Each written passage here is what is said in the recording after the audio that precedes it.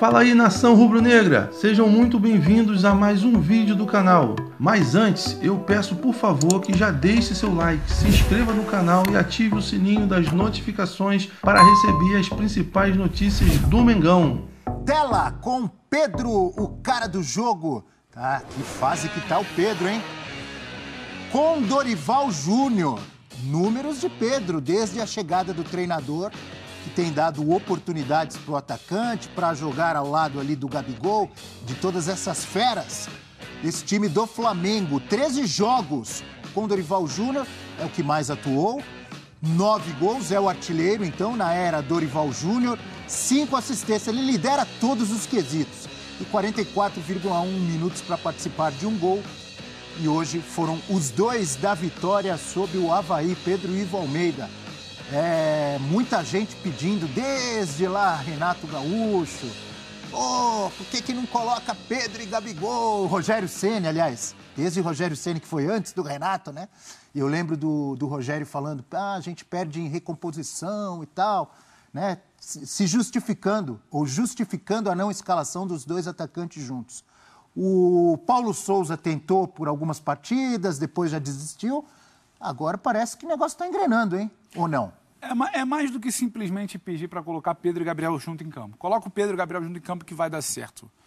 Não é exatamente assim, porque o Gabriel em algum momento ele ocupa a faixa do campo do Pedro e o Pedro em algum momento vai bater com o Gabriel. O Paulo Souza, até para ser justo, de muitas coisas equivocadas que ele tentou, ou tentou e não deu certo, ou não deram tempo para que ele tentasse mudar muita coisa como se foi pedido, ele na reta final de trabalho, ele começa esse desenho de um Pedro atacando um pouco mais a área, um Gabriel saindo um pouco mais. Mas a dinâmica do time também era diferente. Então aquilo funcionava muito brevemente.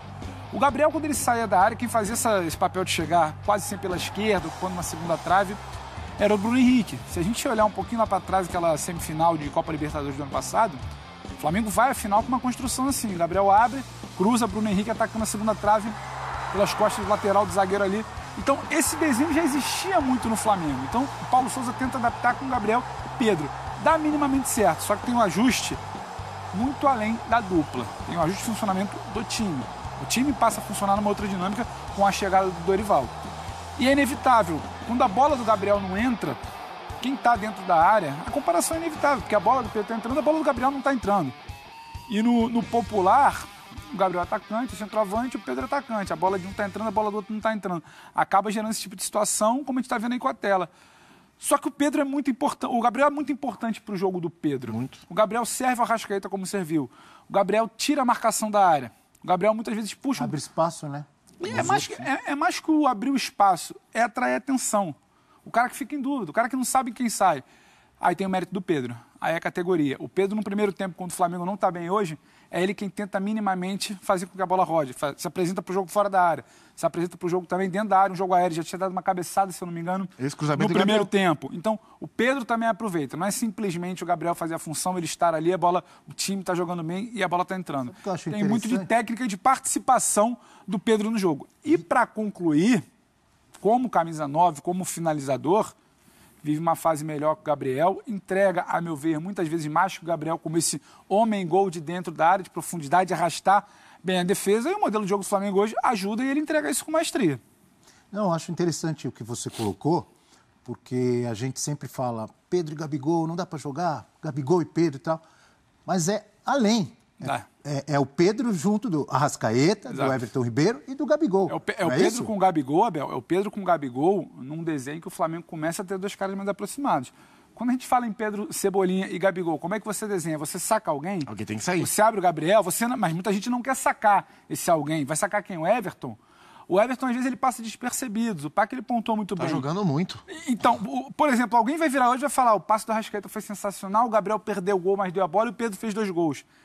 Quem se sacrifica, quem segura para fazer uma recomposição hoje, para fazer uma saída de bola quando não tem o Diego, o João Gomes tem problema com a bola no pé, é o Everton. Não, é o Everton que começa a clarear para essa engrenagem lá na frente circular. Apareceu marcando lá na área do Flamengo. Sim, com o Dorival Júnior, né, na era Dorival, os dois melhores jogadores do Flamengo são Pedro e Everton Ribeiro. Podem ser mais que Arrascaeta, Gabriel.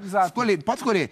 Pedro e Everton Ribeiro são os melhores do Flamengo nas mãos do Dorival. São os que mais cresceram na mão do técnico. E hoje também. O Everton fez um jogo muito bom, muito importante. E o Pedro definiu, né? O Pedro definiu. Inclusive, no primeiro gol do Pedro, o cruzamento era pro Gabriel, né? O Gabriel não consegue. Ele se atrapalha com a bola e acaba passando sem querer a bola bate na coxa, aquela coisa do centroavante, né? A bola bate na coxa do Pedro e ele, pau, de primeira pega, num momento muito complicado.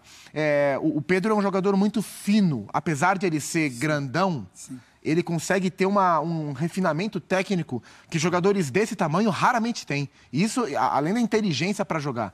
Nos últimos 10 jogos, são 9 gols. A gente viu aí, ele tem precisado, nas mãos do Dorival, de 44 minutos para fazer um gol. O jogo tem 90, então nessa média ele vai guardar 2 por jogo. É um aproveitamento muito alto. Sabe que aquela época era o Paulo Souza o técnico? Sim. Algumas partidas com o Paulo Souza, principalmente, não foi só com ele, mas principalmente com o Paulo Souza, em que o Pedro entrava assim, 43 do segundo tempo, jogava 5 minutos, ele estava mal, jogava 7. Mas aí, sabe o que eu lembrei? Quando você falou assim, ele está precisando de 44 para fazer um gol, teve vários jogos que ele jogou 5, 4, mas aí, 3. Abel, Mas o cara tá mal, às vezes, quando ele fica mais tempo, ele não acaba se recuperando? O Gabriel estava mal hoje. Chegou no final, fez uma jogada que começou o lance do mas eu sinceramente não acho que o Pedro foi injustiçado nessa temporada, assim. Acho que o Paulo Souza chega e dá espaço pro Pedro. A primeira versão do Flamengo é com o Pedro. O Pedro cai de rendimento. O próprio Pedro admite que desde o negócio de Olimpíada, e aí teve papo de Palmeiras. Vai muito além do mental, né? O Pedro mereceu o banco que ele teve. O Pedro estava no banco porque ele merecia estar no banco. E assim, e é claro que hoje a gente está vendo... Eu não discuto, desculpa eu te interromper, eu não discuto que ele merecia estar no banco. O que eu discuto, eu acho que aí até a gente discorda, é que eu acho que ele, quando ele entrava, ele precisava de mais tempo. O cara entra e joga 5 minutos, não consegue fazer nada. Não, isso eu concordo. Mas eu também acho que ele recebia menos tempo porque ele não fazia tanto por onde. É uma bola de neve. Mas uma coisa que, assim, hoje a gente vê esse time encaixado e o Flamengo hoje, ele tá num crescimento que é avassalador, né? Os adversários hoje têm que olhar e temer o Flamengo, porque ele vai chegar. Mas como a coisa ela é muito na circunstância, na oportunidade. Eu sinceramente acho que se o Bruno Henrique não se machuca, o Pedro não seria titular do Flamengo com o Dorival. O Pedro é fruto de uma busca por solução. Quem dava profundidade ele pelo lado esquerdo do time do Flamengo era o Bruno. Sim. O Dorival precisou ter alguém que arrastasse, desse uma porque o Cebolinha não podia jogar. Exatamente, ainda por um corredor central. O tal substituto Bruno não existia. Então não era quando a gente fala quem vai entrar no lugar do Bruno Henrique, nem sempre é o que a gente debate. Não é só o lado do campo, a ocupação, é quem vai fazer uma função de arrastar uma defesa, de dar uma profundidade. O Pedro, ele nasce de uma busca do Dorival pela solução. Aliás, a perspicácia de quem colocou aquele chapéu ali de sem se queixar. O meu abraço para a nossa produção. De títulos de tela e, pô, eles são geniais. Aí, o pessoal acordou domingo inspirado. Mas voltando ao Pedro... Ó, já tem uma pergunta aí, ó. Tá embaixo de você, agora tá embaixo de mim aqui, ó. Pedro tem chance de ir ao Mundial do Catar. Então eu vou cometer uma inconfidência, que eu sei que o Zupac também faria, que a gente estava conversando no camarim. Se tem alguém que está sorrindo de orelha a orelha com o desempenho do Pedro e não é rubro-negro, é quem, Zupac? Adenor. É o Tite. Então a chance é grande. Eu trocaria a interrogação pela exclamação. Exato. Pedro tem chance de ir no Mundial do Qatar. Exclamação. E se você quiser daqui a um tempo colocar um parênteses ali de tem muitas, porque tem muitas chances ali, quando a gente fala de ataque da seleção, a gente precisa voltar um pouco. O Tite precisa começar a redesenhar o ataque da seleção a partir da Copa América que não vai bem. E ele começa a redesenhar pelas pontas. Ele não tinha jogadores das pontas que ele brinca que são as perninhas rápidas. Agora tem. Ele começa a redesenhar. Ele tem esses jogadores. O Tite, há algum tempo, ele tenta, além de redesenhar por ali, aprimorar. Falta ele, para algum momento da situação de jogo, ter o camisa 9. Então... Ele busca. Ele achava que poderia ser o Matheus Cunha. Ele tenta flutuar alguém para fazer um Firmino com falso 9 com o Neymar. Ele tenta pensar que pode ser o Richarlison, porque quem ele sempre imaginou que poderia entregar, não vinha entregando. Que é o rapaz em pauta, que é o Pedro, Xará. Então, a partir do momento que o Pedro começa a entregar e com excelência, o olho do Tite brilha. Ele começa ele quer ter alternativa, ele ganha opção. Porque os demais centroavantes que ele tem, os demais atacantes que ele tem, seja Gabriel Jesus, que agora no Arsenal vai ser 9, né, mas na seleção tá jogando de lado e tal. O Tite, ele quer isso é informação, ele quer ter um centroavante, um pirulão, quando ele precisar. Eu não acho que o Pedro, se for ao Mundial, será titular. Não acho que seja isso. Mas eu acho que a alternativa tática que o Pedro dá, nenhum outro centroavante dá. E ele gostaria de ter esse repertório. Pode ser uma necessidade durante o jogo da Copa. Ele precisa mudar o estilo, preciso de um centroavante. O cara para segurar os zagueiros, o cara para pôr a bola para dentro. E mais do que simplesmente o Pedro vai entrar para fazer o gol que vai salvar a Copa. O Pedro vai entrar para atrair alguma atenção, arrastar algum espaço para que os outros joguem. E só para o fã de esporte que certamente está nos acompanhando e quer para o debate, o do público, né? Mas por que o Pedro tem chance e vocês falavam que o Hulk e Rafael Veiga, quando brilhavam, não tem chance? Tá o Pirulão, que o Zupac brinca, que está sendo buscado, ele não existiu ainda. Sim. Ainda não existiu o grande cara que brilhasse nessa função. É diferente a característica do Hulk em relação à do Pedro. Para disputar com o Veiga, já tinha gente fazendo. Para disputar com o Hulk, já tem gente fazendo. O Pedro é beneficiado por uma não entrega de um Matheus Cunha ou de algum outro jogador. E nem acho que não entrega. Eu acho que o Matheus entrega, só que não é exatamente a função. Mas eu acho o mais próximo que ele tem disso é o Matheus Cunha, mas ele não é um centroavante pivô como o Pedro é. Eu acho que quando ele pode fazer esse tipo de função que não é a dele, ele não entrega como o Pedro, que é dessa função. Então, eu acho que isso, entre aspas, beneficia. Por isso que eu acho que o debate, ele não é simplesmente algo fruto de um oportunismo daqui porque fez gol hoje, porque vem fazendo gol. É porque há uma expectativa, aí compartilhando com o Zupac, a gente sabe, de uma informação, há uma expectativa da comissão da seleção de querer ver o Pedro, essa ânsia. Sim. E aí ela começa a ver o Pedro. E aí a Copa se aproxima.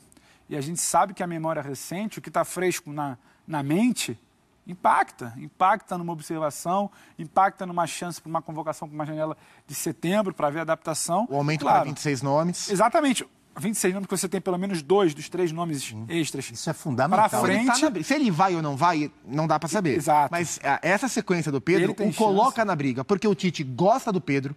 O Tite só não chamou o Pedro antes porque o Pedro estava na reserva e porque o Pedro não foi para a Olimpíada, porque o Tite ele deu preferência para quem na observação, para quem participou do ciclo olímpico. Só ver a quantidade de jogadores que pós-Olimpíada passaram a ter espaço: Antony, Matheus Cunha, Guilherme Arana, Bruno Guimarães. Você volta ao ciclo 16, a tendência do trabalho do Tite também é essa. Então, isso tudo freou o Pedro. A partir do instante em que o Pedro começa a jogar com essa sequência, a Copa vem se aproximando, existem variáveis para outros jogadores, que podem ser variáveis positivas ou variáveis negativas. O Gabriel Jesus mudou de clube, Rafinha mudou de clube, Richarlison mudou de clube. Todos eles começaram bem. O Pombo um pouquinho menos, mas o Rafinha meteu um gol no Clássico ontem maravilhoso. O Gabriel Jesus também. Pô, de cavadinha tá jogando muito. E claro que isso tudo pode ajudar os atletas, mas são variáveis. E o Pedro é outra variável. Então ele se crava na briga. Uma vez eu ouvi de gente da comissão técnica que entre Pedro e Gabriel Barbosa, o perfil que mais agrada para completar o repertório da seleção é o do Pedro. Porque o Gabigol ele é um pouco mais parecido com os caras que já estão lá. Então o Pedro se coloca na briga para a Copa do Catar. Se vai ou não, é outra história.